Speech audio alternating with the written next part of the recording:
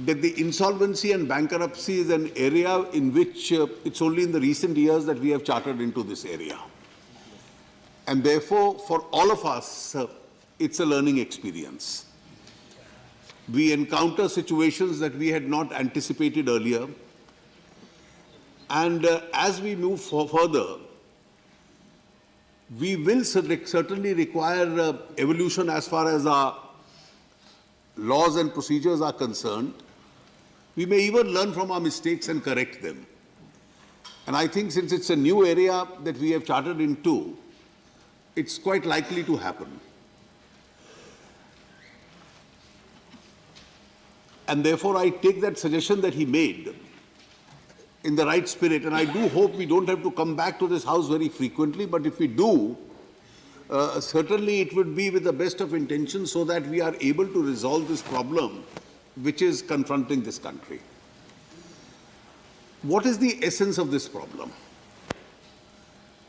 If we just detach it from the political arguments which on both sides we are frequently advancing and just look at it from the point of view, you need a strong banking system in order to support growth.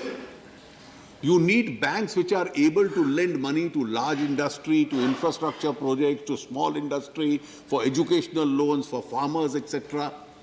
Because this is all a part of the management of the economy that you need a robust banking system which will do that. There was a period in our economy where banks, and if I assume an argument in their favor, probably for some reason thought that these are some of the expanding sectors and therefore they can afford to lend in those areas. They have heavily lent in certain areas. And it is here that we must understand this problem of haircuts. When they lent in certain areas, what are the kind of companies that they lent to? There are functional companies which own large assets, large companies, large factories. And therefore, those loans are guaranteed by a certain amount of asset backing which is there. There are trading companies which only had receivables, and those receivables have not come. There are EPC contractors who were dealing in areas where they encountered business difficulties or some other factors impacted on their business, maybe their own mistakes. And therefore, there were no large assets except the projects that they were undertaking. And therefore, we are confronted, at least for me, it's a legacy issue, that we are confronted with a situation where banks have led to a large number of companies. Some have assets or securities to back that up. Some have very little or almost negligible. How do you then resolve this problem? Under our old system, which was the conventional system, the banks would go to a civil court and file a suit, which would take an indefinitely long time. Then the DRTs were created, which became the alternative forum. Then we experimented with SICA. It worked to some extent, didn't work significantly.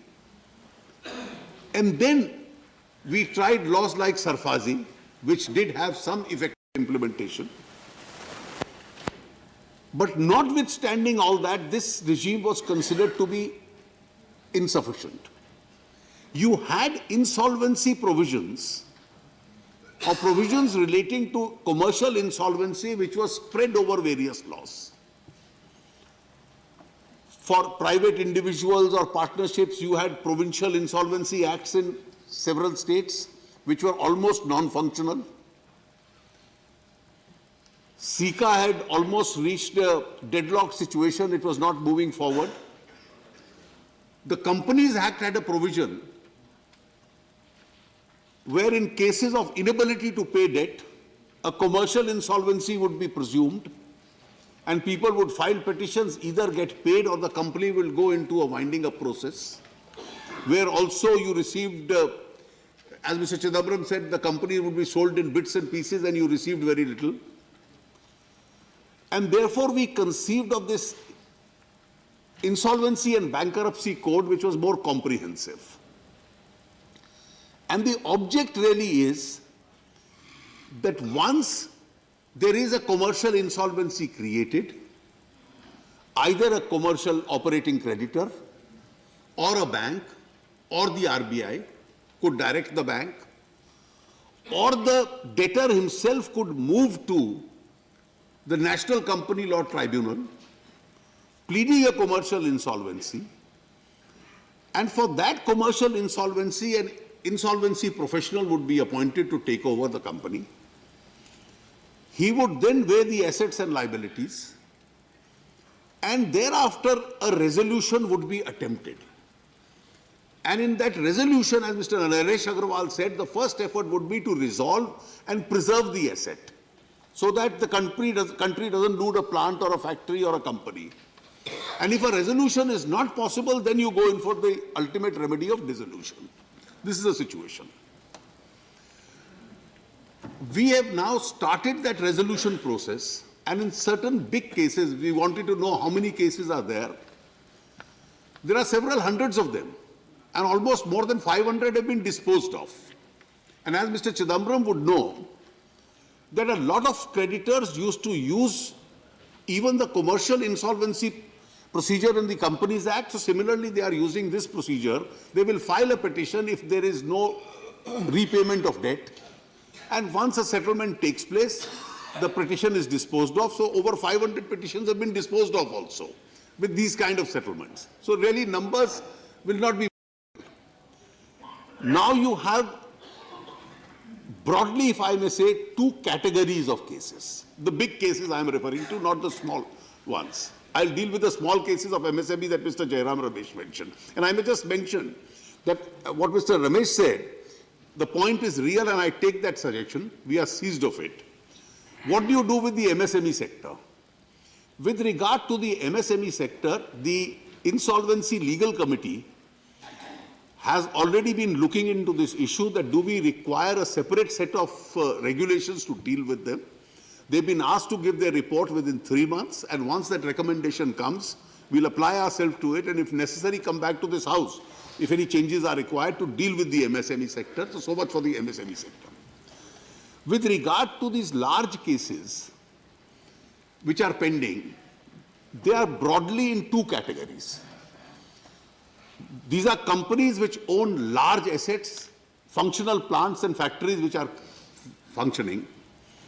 And there are those companies which were either trading companies or EPC contractors who have very little assets and very little securities to back this up with.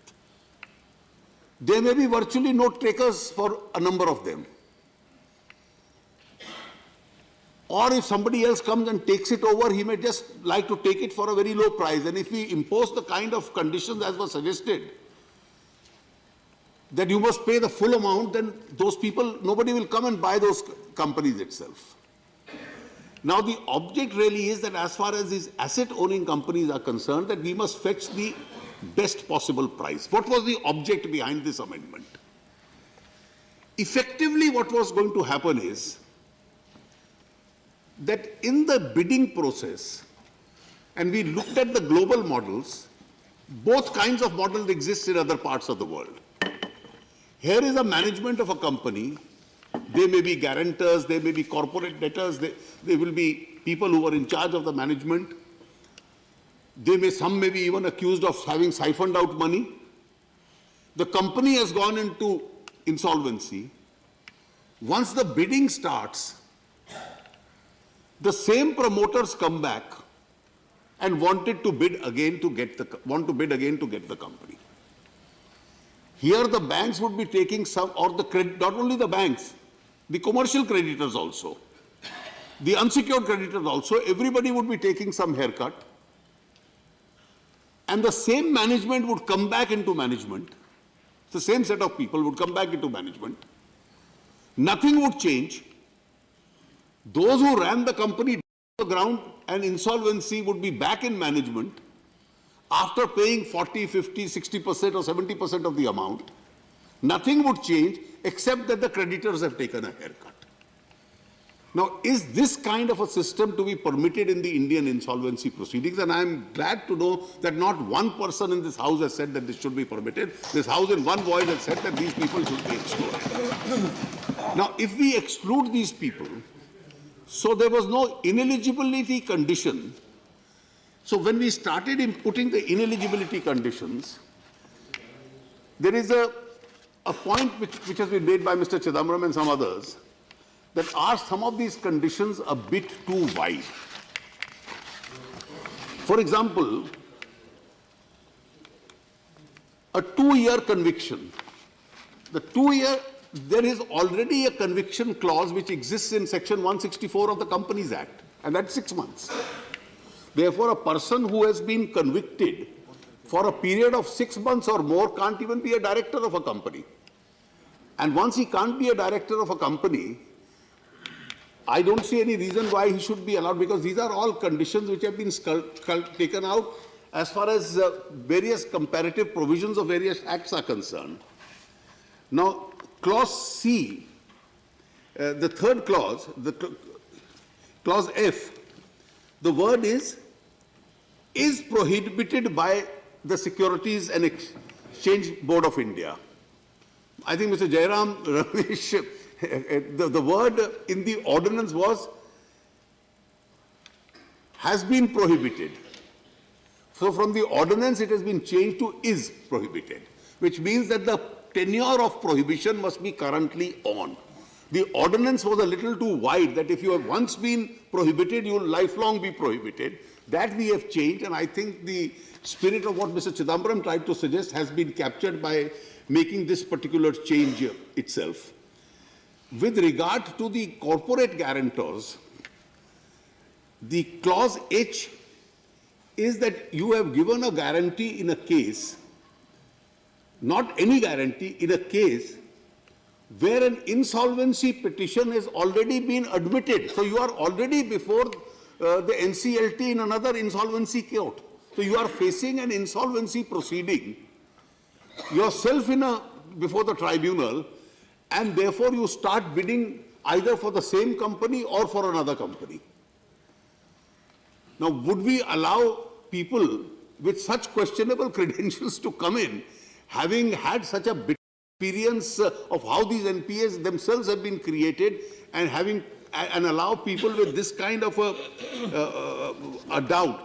Now, as far as connected people are concerned, I agree that when you go to section 5, subsection 20, section 5 and its subsection, the related party definition is fairly lengthy, but an exception has been carved out in the section itself that scheduled banks, asset recreation companies, reconstruction companies, alternative investment funds, these have all been excluded, and therefore these would continue to bid. And I'm quite sure, let us see the experience of these 12 companies, which in the first instance have now come up before the board. And in any case, there is a corresponding amendment to section 30, which has also been made, that the committee of creditors is not bound to accept any and every bid. If they find that the universe of bidders has been narrowed down, and in this narrowed down universe of bidders, adequate bids are not coming, a viable bid is not coming, then section 30 has also been amended that any bid which is not viable or feasible can be rejected by the committee of creditors. Ultimately, it is the creditors who will have to decide what their future is, whether they want a particular haircut or they don't want a particular haircut, whether a bid is viable or reasonable or not. That's the creditors who are going to decide under this act. And therefore, my suggestion is let us see the experience of this, and if we find that there is an adequate number of bidders which are coming, and I do hope that particularly in relation to the asset owning companies, that is the steel companies and other factories, etc., which have real assets on the ground, which are functional mills, there is no reason why we should not get people to bid. But as far as trading companies are concerned, that is of concern. Anandji, I put a caveat in the beginning that since everybody has supported this and expressed concerns, I don't want to give sound adversarial. I think one of the lessons for us when I say is that for the banking system in India in particular, is that when large amounts are given, this is a consideration they will have to keep in mind at that time. Did the bankers at that time think, when they were giving it to these EPC contractors and trading companies, that without any security on the table, you are giving hundreds and thousands of crores to those people? And ultimately, if those companies don't function and they go into insolvency, where will the potential buyer will buy what? Is he only buying a corporate entity, or is he buying a corporate entity with a running business, or is he buying a corporate entity with certain kind of assets? There is no bank guarantee. There is no guarantee of properties. There are only personal guarantees of insolvent persons. ये सवाल तो नरेश जी उस वक्त bankers को दिमाग में होना चाहिए था, और भविष्य में मैं उम्मीद करता हूं कि बैंकर्स का ये जवाब, ये कंपनी लिक्विडेशन में चली जाए तो क्या हेयर कट होगा और क्या मिलेगा, ये तो लोन देते वक्त की परिभाषा बता दीजिए, बड़ी देर से सुन रहा है, यहाँ बार-बार कहां से आ गया और ये शब्द आया कहां से, उसको भी हाउस को बता दे। हम हिंदी वाले नहीं समझ पा रहे हेयर कट। देखिए, हेयर कट का बड़ा सरल अर्थ है, जो आप पुराना सोचते थे, जब कोई भी व्यवसाय या बिजनेस या दुकान जिसका दिवालिया हो जाता था कि रुपए में 4 आना मिलेगा, रुपए में 6 आना मिलेगा, तो जिसको 4 आना मिला तो बाकी 12 आने का हेयर कट हो गया। ये मान लीजिए, ये इसकी सरल भाषा में परिभाषा है, ये इसकी परिभाषा, ये इसका अर्थ है। और इसलिए ये, और किसको मैं उधार दे रहा हूं, उधार देने वाले को ये सोचना समय था, और किस आधार पे दे रहा हूं। आज कहना कि ये पैसा लेके सस्ते में चला गया, तो उस वक्त क्या सिक्योरिटी रखी थी? मैं समझ सकता हूं कि कोई बड़ी भारी कपड़े की मिल है, स्टील की मिल है, या कोई बहुत बड़ा उद्योग है, तो कम से कम कोई उसकी जमीन थी, फैक्ट्री थी, एसेट्स थे, प्लांट था।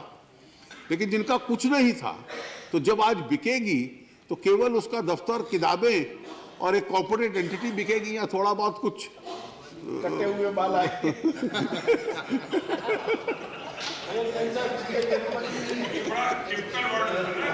Arun ji, you were just referring to the loans which were given to the EPCs or to the trading companies. That is fairly understandable, that if they have no assets or personal guarantees, then what can be realized by the committee of creditors, which is fair. But the list of these first 12 companies which have been sent to the IBC, and that's as per the order dated 13 June 2017, where the RBI has sent these companies. Now, these are all companies with tangible assets. These are major steel companies, power companies, and of the total NPAs of 9 lakh crores, 3,13,000 crores are of these companies. Now, is there any benchmark, any limit that how big should be the haircut for those who have the assets, whether 50% realization should be there or the bids? I would suggest, because though it is, the money belongs to the banks. This decision is neither taken by the government, nor by the bureaucracy, nor by the political establishment. This has to be taken by the creditors. And therefore, the commercial transactions, whether the creditor must allow 100% of it to be to go down the drain, as if I may use that word, or to recover 70% or 80% or 60%, this the committee of creditors will decide. And if the bid is inadequate, then section 30 now says that it has to be feasible and viable. If the creditors feel that some bid is exceptionally low, the creditor will say, sorry, we go in for a rebidding. They probably may change some criteria, etc. And I think since, and that is why I said I'm not taking this debate to be either political or adversarial, because it's a problem facing the banking system which we have to resolve. It's a learning experience from us. Let us see what experience we have in these cases. And once we have that experience, because the banks would then recover the best that they can recover, not only the banks, the other creditors also, and so that the assets itself are saved and the jobs itself are saved. It is with this object that we have come in mind. And I think with regard to MSME, I have already said that we are separating